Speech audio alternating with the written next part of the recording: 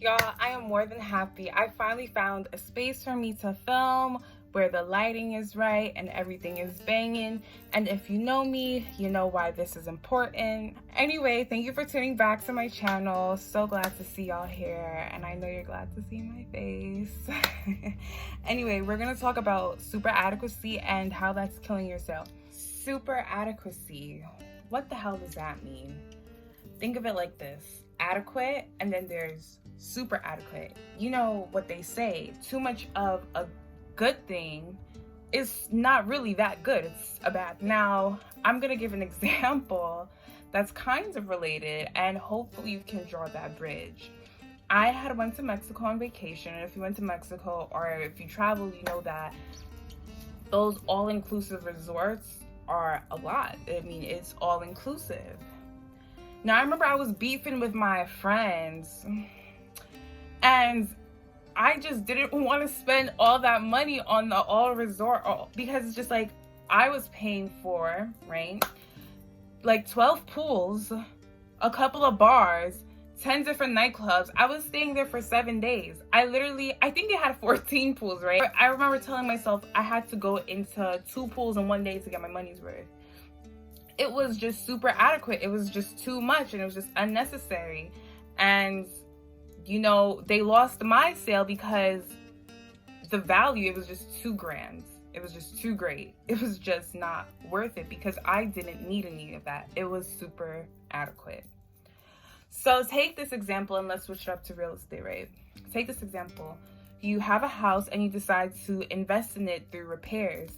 And you invest in it to the point where it's bigger and better on the property, and then the intended value doesn't meet the actual value that it produces. That is super adequacy. So imagine, like, that resort lost my sale and my business because it was too much. So, you know, in business, principles are really like, they kind of flow naturally into each other, and it's the same thing. Super adequacy can allow you to lose a sale because it's just not worth it. I got a little sidetracked there. So how does super adequacy kill your sale, right?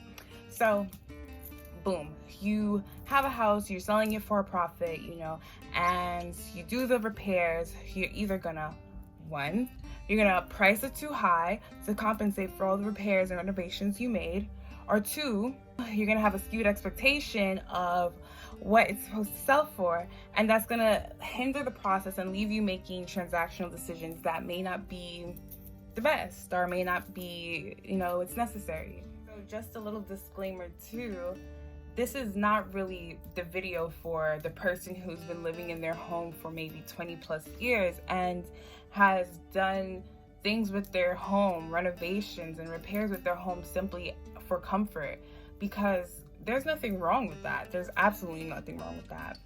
This video is for the person who's about to sell their home and are maybe considering repairs that are necessary to make their home more attractive on the market.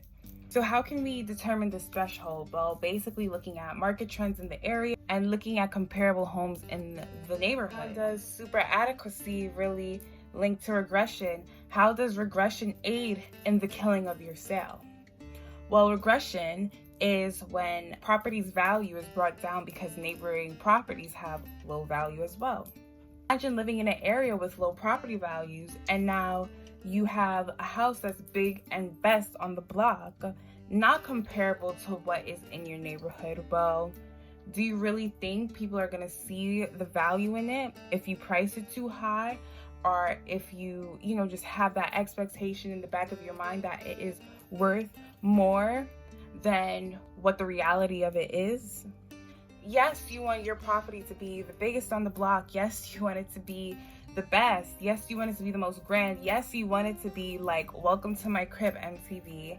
But you also have to keep in mind that imaginary threshold and how that plays a part in how much money you should put into your property. Because the last thing you want to do is you don't want to get to the finish line and you're disappointed in what you put in because it's not what you intended to get back out. I personally believe that when you live in an area where property values are low, paying attention to super adequacy and what that means to your property becomes extremely important.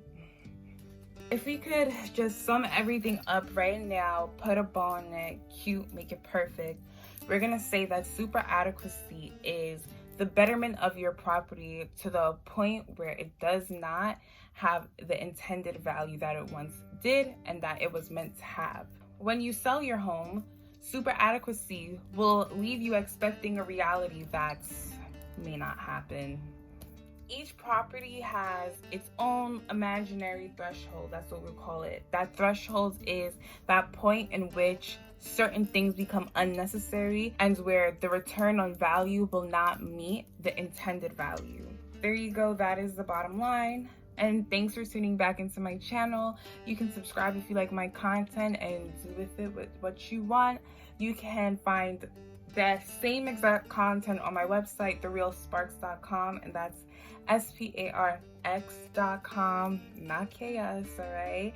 And thank you for coming back, and I'll see y'all later.